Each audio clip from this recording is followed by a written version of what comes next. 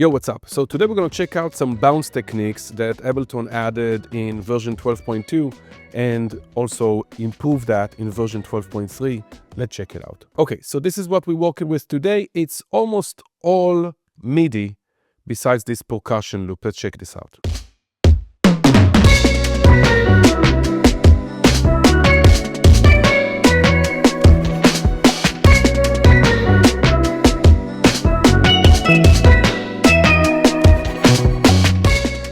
Okay, nice. So it's already pretty cool, but we can do a lot more to add more interest to it with some bouncing techniques, which is essentially just turning stuff into audio and continue working with it in all sorts of ways. So for example, right here, we have this tom fill.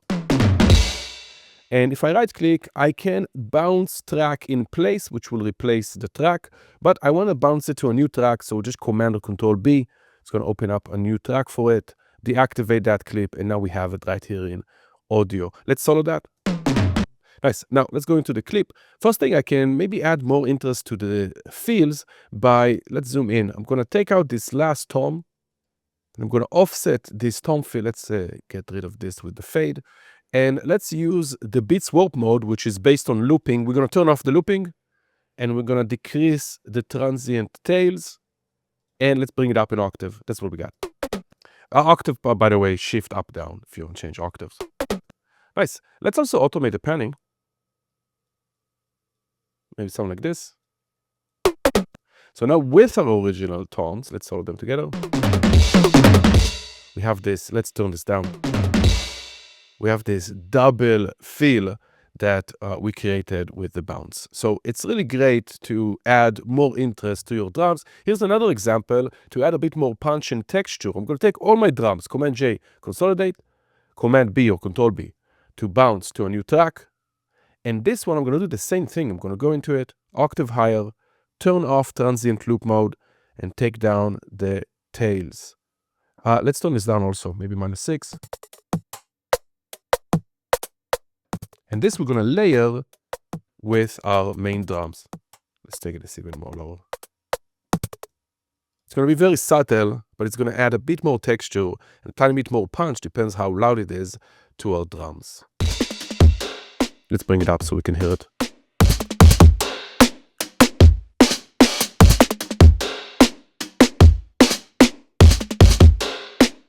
Nice.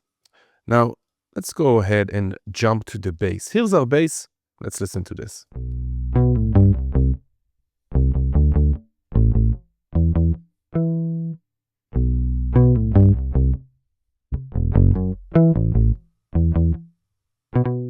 Nice. Now, the end here, maybe I want to do a slide, like a ew.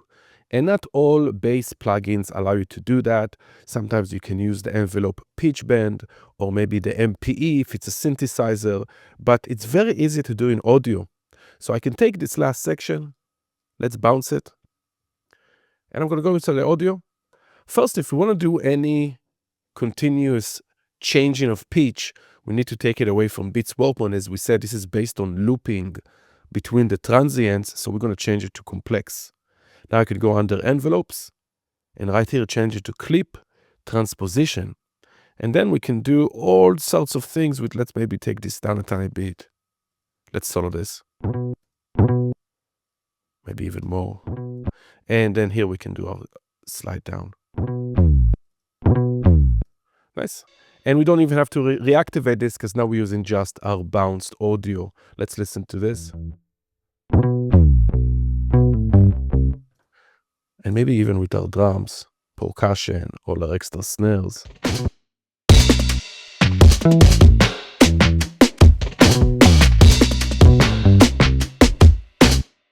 Awesome. Let's jump to our lead, and this is our lead. Now, I can take this entire thing and I can reverse it. Let's bounce this. And then this is our reversed. It's a reversed melody. I'm gonna reverse it back. And now it's playing a reverse sound, but our original melody. So let's again reverse this back. So we're back at the original. And this is what we're playing, because we double reversed it.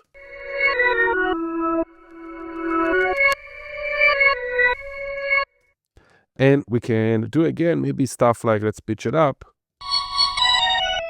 Let's leave it like that, maybe a tiny bit. Maybe sound like that.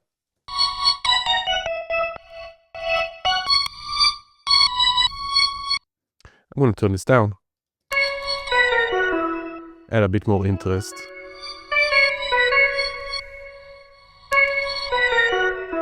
To our melody. Excellent, here we have also voice.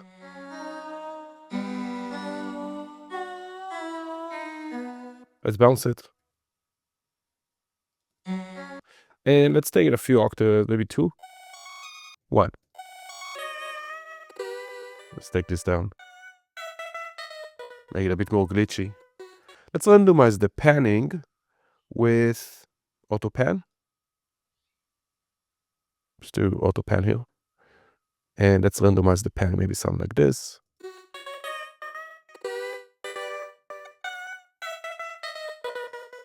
Maybe we add also a filter, maybe like a vowel filter. And we add some LFO. Slower.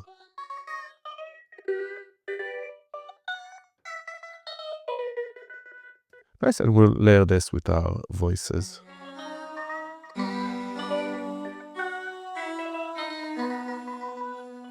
Nice, now we can also do pace bounce. So if we have this arpeggiator here, I can copy this, Command or Control C, and then I can do Command Option V to bounce paste it wherever I want. Let's open a new audio track and bounce paste it here.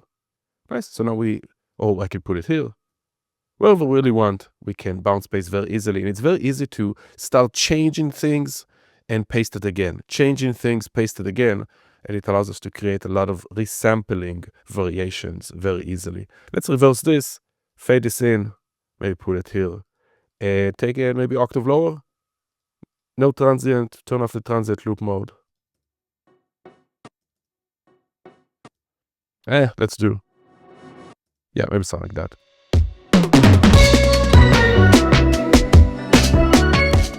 Nice. Now we also have a new feature here in since version 12.3. If I group things, let me group all of this together. I can bounce the entire group. Now it is going to take it from the master track pre-effects. You can see I have some effects on my master. So it's going to take them before the effects. So if you have any limiting, make sure that you're not clipping before the limiting or else it might clip. So if I right now, I'm going to just bounce the group. Just highlight the group time here. Right here, and just bounce it. You can see I have some clip in here. It might even hear it.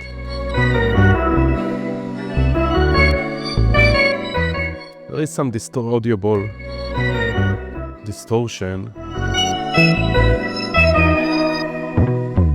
So just make sure that you might need to turn down things. Let's re-enable this with 0. Open up all the tracks. Highlight all the tracks. Let's take them down 1, 2, 3, 4, 5, 6. We can always turn them up after. So just remember the group bouncing is pre-effects in the master. We'll bounce it again. And before we bounce it, let's do something here. And let's do this. I'm going to take all the MIDI, make it twice as fast, octave higher. And then I'm going to bounce the group. And now, since it's an octave higher and time twice as fast, what we can do to the bounce is I can put it in re-pitch mode times 2.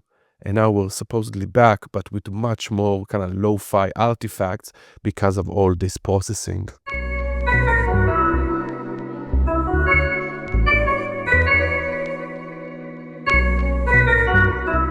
So it's a cool, kind of old school way of processing, making things a bit more lo-fi with the re-pitch mode. But bouncing groups, also very useful. So as you can see, there's a lot of different things we can do with bouncing to new track. Whether it's MIDI to audio, obviously, because there's a lot of advantages, or different things we can do with audio rather than MIDI. But even if you have audio, you can load a lot of different effects on it and bounce it to a new track, so you can continue, resample it, sample it, do all those things. Obviously very common in bass music styles, but even in old styles like this one, there's a lot of benefit of bouncing in place, bouncing groups, and of course also our pace bounce audio, which is a super cool feature. Hope you like. I'll catch you next time.